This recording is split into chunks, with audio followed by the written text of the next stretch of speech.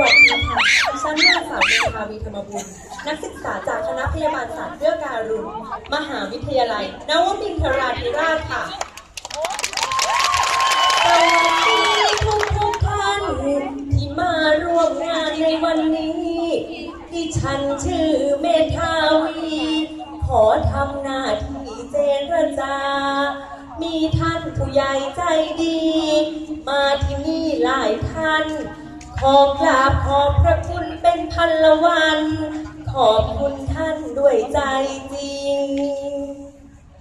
บรรจงจีบ10 นิ้วขึ้นวางคิ้วทั้งคู่แ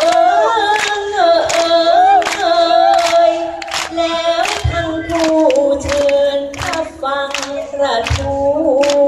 พยาบาลไทย